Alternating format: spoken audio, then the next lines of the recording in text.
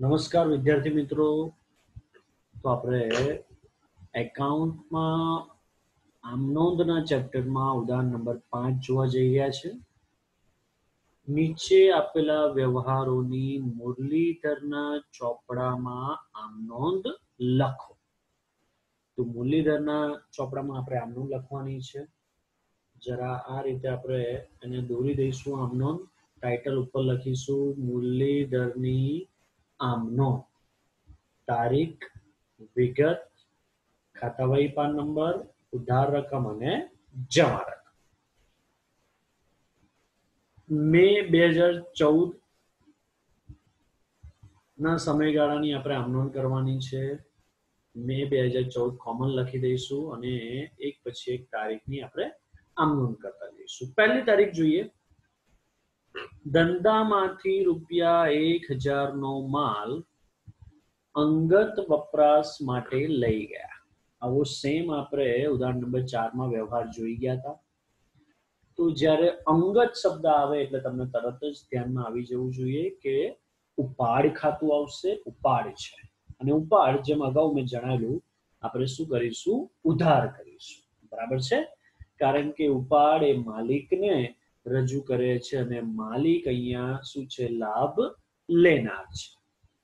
સામે બીજું જે ખાતું આવશે એ છે કોઈ પણ રીતે ગયેલ માલ. તમને તરત યાદ આવી જ જવું જોઈએ કયું ખાતું આવશે? ખરીદ ખાતે. અને ખરીદ ખાતે કોઈ પણ રીતે ગયેલ માલ હોય એટલે શું થાય? જમા જ થાય. તો પહેલા તારીખની આમ નોંધ કરીએ. ઉપાડ ખાતે ઉધાર 1000, તે ખરીદ ખાતે જમા 1000. બાજે ₹1000 નો માલ અંગત વપરાશ માટે લઈ ગયા તેમ. ત્રીજી તારીખ જોઈએ. ₹700 નો માલ આગમાં બળી ગયો જેનો વીમો ઉતરાવેલ ન હતો. તો આવો વ્યવહાર પણ આપણે અગાઉ જોઈ ગયા. કોઈ પણ રીતે ગયેલ માલ સૌથી પહેલા તો ખરીદ ખાતે જમા થશે. અને માલ કેવી રીતે ગયો છે? આગમાં બળી ગયો છે. આપણું તો ₹700 નું નુકસાન થયું. કોના કારણે નુકસાન થયું? આગથી નુકસાન. તો બીજું ખાતું આવશે આગથી નુકસાન, જે ઉપજ ખર્ચનું ખાતું છે. અને નુકસાન થાય તો શું કરીશું? આપણે ઉધાર કરીશું. બરાબર છે? તો ત્રીજી તારીખની આમ નોંધ. આગથી થયેલ નુકસાન ખાતે ઉધાર ₹700, તે ખરીદ ખાતે જમા ₹700. બાજે ₹700 નો માલ આગમાં નાશ પામ્યો તેના. પાંચમી તારીખ. ધંધામાંથી ₹500 નો માલ ચોરાઈ ગયો.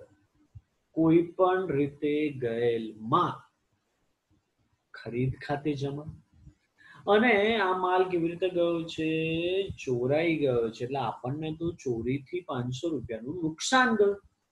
ચોરીથી નુકસાન. બીજું ખાતું મળી ગયું. ઉપજ ખર્ચ પ્રકારનું ખાતું છે અને એટલા માટે નુકસાન તો શું થશે? ઉધાર થશે. આમ નોંધ કરીએ. પાંચમી તારીખ. ચોરીથી થયેલ નુકસાન ખાતે ઉધાર ₹500, તે ખરીદ ખાતે જમા ₹500. બાજે ₹500 નો માલ ચોરાઈ ગયો તેના. આઠમી તારીખ. પોલીસ તપાસ થતા ₹100 નો માલ ચોરાયેલ તે પરત મળ્યો. એટલે પાંચમી તારીખ જોડે આની નિસ્બત છે.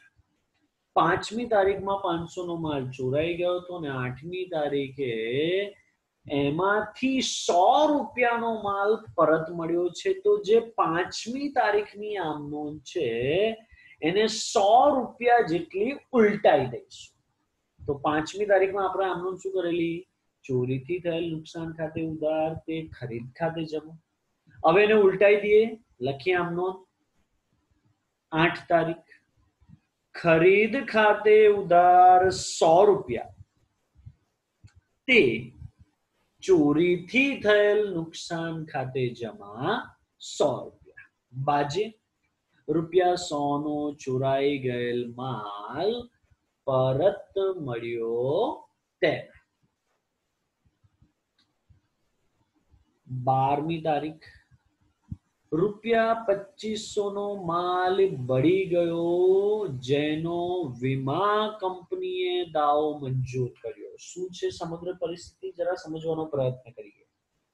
તમારો જે માલ આગમાં બળી ગયો છે એનો તમે વીમો ઉતરાવેલ હતો. 3જી તારીખમાં પણ માલ બળી ગયો હતો પણ વીમો ઉતરાવેલ ન હતો. અહીંયા તો વીમો ઉતરાવેલ હતો અને વીમો ઉતારેલ હોય એટલે સ્વાભાવિક છે માલ બળી જાય એટલે આપણે વીમા કંપનીને જાણ કરીશું. વીમા કંપનીને જાણ કરો એટલે તમારા પૈસા અમુક મંજૂર કરે.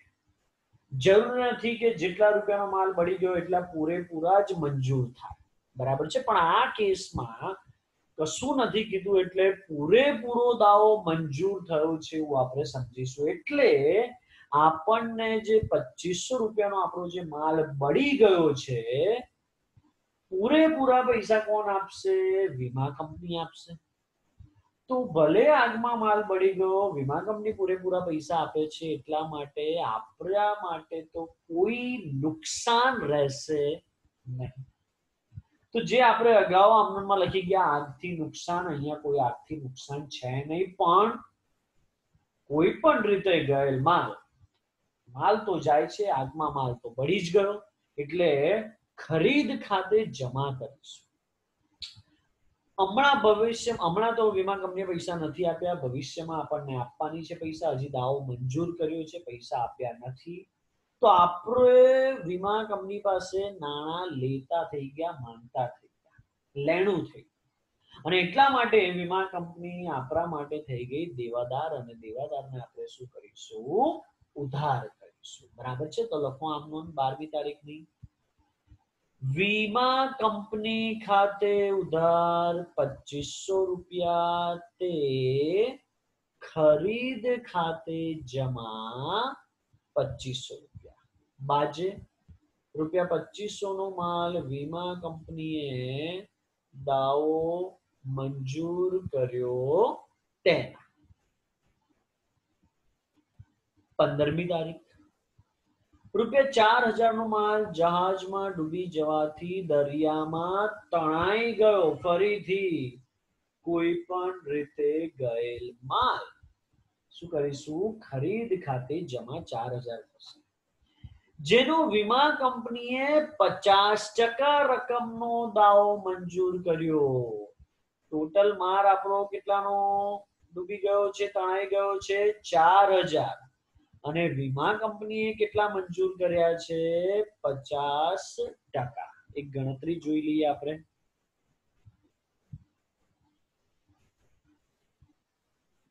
તો તણાઈ ગયેલ માલ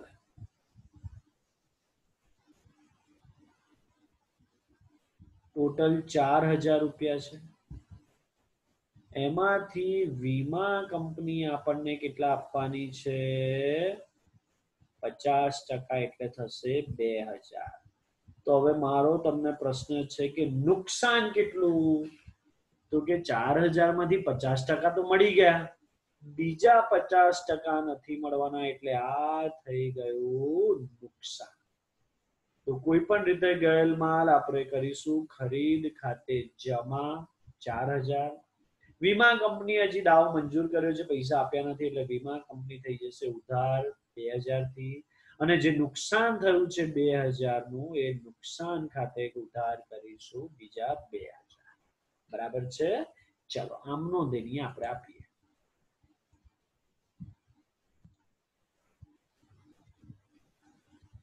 15મી તારીખ, વીમા કંપની ખાતે ઉધાર 50% એટલે કે 2000. માલ ડૂબવાથી થયેલ નુકસાન ખાતે ઉધાર બીજા 50% એટલે કે 2000 અને તે કોઈ પણ રીતે ગયેલ માલ ખરીદ ખાતે જમા 4000 રૂપિયા. આઈ હોપ તમને આ વ્યવહાર સમજાયો હશે. 16મી તારીખ ₹500 નો માલ ધર્માદા તરીકે મફત વેચ્યો. શબ્દ અહીંયા આપેલો જ છે ધર્માદા. અગાઉ આપણે આવો વ્યવહાર જોઈ ગયા હતા. તમે આવી રીતે મફતમાં કોઈને માલ આપો એને ધર્માદા કહેવાય. ધર્માદા આપણી માટે ખર્ચ છે એટલે થશે ઉધાર. અને વળી પાછું કોઈ પણ રીતે ગયેલ માલ ખરીદ ખાતે જમા કરીશું.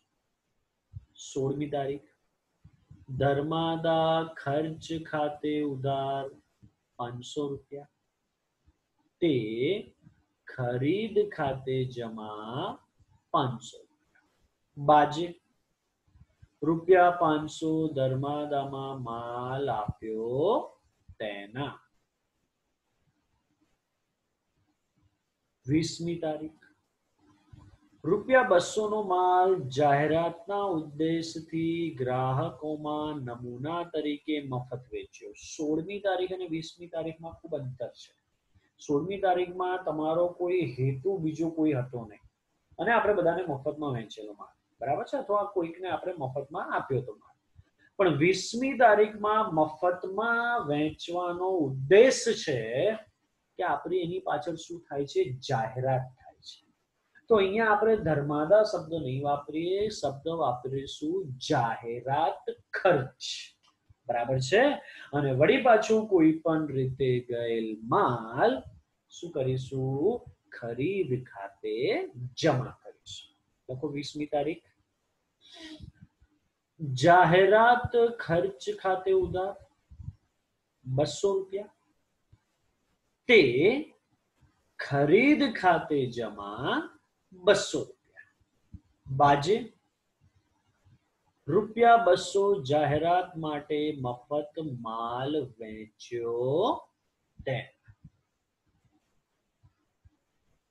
22મી તારીખ ઉત્પાદક પાસેથી ₹400 નો માલ નમૂના તરીકે મળ્યો. બહુ જ સ્પષ્ટ સરળ શબ્દમાં સમજી લેજો. જ્યારે તમે કોઈને મફતમાં વેચો છો એની નોંધ થાય જ. પણ જ્યારે આપણને મફતમાં કાંઈ મળે તો એની નોંધ કરવાની નહીં. એ આપણી માટે થઈ જશે બિન આર્થિક વ્યવહાર, બરાબર છે. તો અહીંયા આપણને તો માલ નમૂના તરીકે મફતમાં મળ્યો છે એટલે હું ઘણી વખત એક જોક સ્વરૂપે એવું કહેતો હોઉં છું કે મફતમાં મળે તો કોઈને નહીં કહેવાનું, અને જો મફતમાં આપો તો આખા ગામને કહેવાનું. આખા ગામને કહેવાનો એનો મતલબ અહીંયા નોંધ કરવાની. કોઈને નહીં કહેવાનો એનો મતલબ નોંધ નહીં કરવાની, બરાબર છે. તો 22મી તારીખ માલ મફતમાં મળ્યો છે, કોઈને નહીં કહીએ, નોંધ નહીં થાય, બિનઆર્થિક વ્યવહાર છે.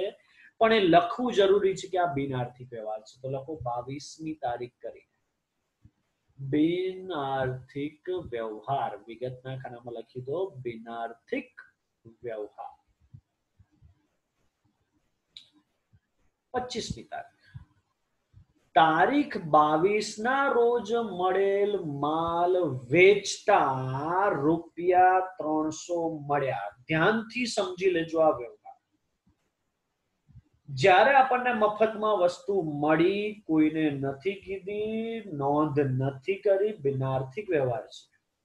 પણ એક વખત એ વસ્તુ આપણા ધંધામાં આવ્યા બાદ જ્યારે તમે એને વેચો છો અને અહીંયા રૂપિયા તમને 300 મળ્યા છે, એટલે આને તમારે વેચાણ તરીકે જ ગણવું અને વેચાણ તરીકે જ નોંધ કરવી, બરાબર છે.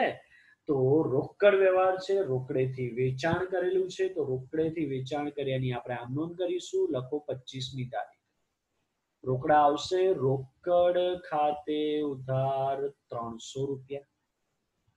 વેચાણ કર્યું છે, માલ જાય છે, જાય તો જમા, તે વેચાણ ખાતે જમા ₹300. બાજે ₹300 નો માલ જાહેરાત માટે મળેલ, તે માલ વેચ્યો તેને. 28મી તારીખ, ₹1500 નો માલ આગમાં બળી ગયો, વીમા કંપનીએ ₹900 દાવો મંજૂર કર્યો અને આ માલ ભંગાર તરીકે વેચતા ₹200 ઉપજ્યા. જરા આની આપણે ગણતરી કરીએ તો વધારે તમને ક્લિયર થશે.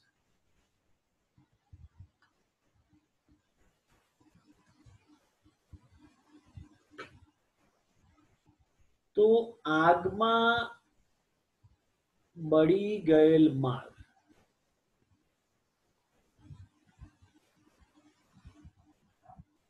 ટોટલ ₹1500 છે. એટલે કોઈ પણ રીતે ગયેલ માલ આપણે તો કેવી રીતે લખીશું? ખરીદ ખાતે જમા 1500 કરીશું.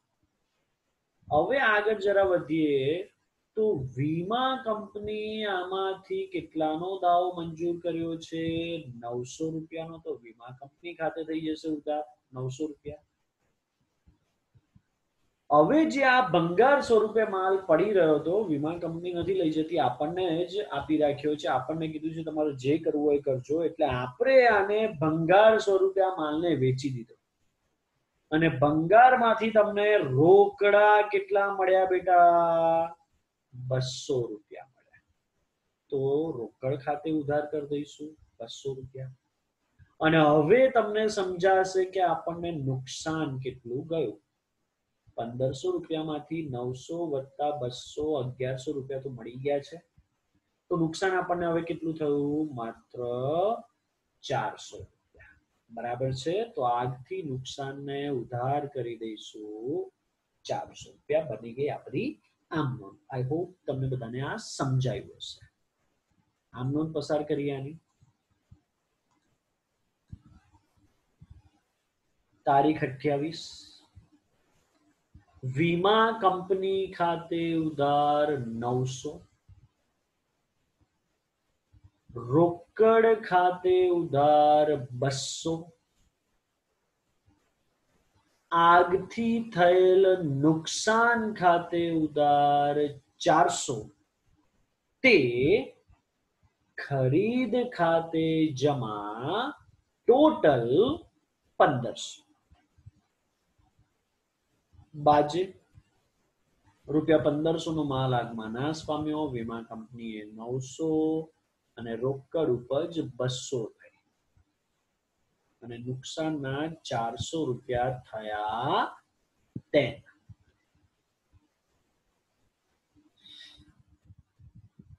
અને છેલ્લો વ્યવહાર 30 તારીખનો, ₹600 નો માલ વરસાદમાં પલળી જવાથી બગડી ગયો, જે ₹200 માં વેચ્યો. વળી પાછું કોઈ પણ રીતે ગયેલ માલ ખરીદ ખાતે જમા, ટોટલ ₹600 થશે. પણ એમાંથી ₹200 નો માલ તો વેચાયો હતો, વેચી નાખ્યો તમે, એટલે રોકડા કેટલા આયા? ₹200 આવી ગયા. તો નુકસાન કેટલું ગયું આપણને? ₹400. તો જે રોકડા આયા રોકડ ખાતે લખીશું, જે નુકસાન થયું નુકસાન ખાતે ઉધાર કરીશું અને કોઈ પણ રીતે ગયેલ માલ ખરીદ ખાતે જમા કરીશું. આમનું પસાર કરીએ. 30 તારીખ, રોકડ ખાતે ઉધાર ₹200, પલળી ગયેલ માલના નુકસાન ખાતે ઉધાર ₹400, તે ખરીદ ખાતે જમા ₹600. બાજે ₹600 નો વરસાદથી પલળી ગયેલ માલમાં ₹200 વેચ્યો અને તફાવતની રકમ ₹400 નુકસાન ખાતે ઉધારી દે.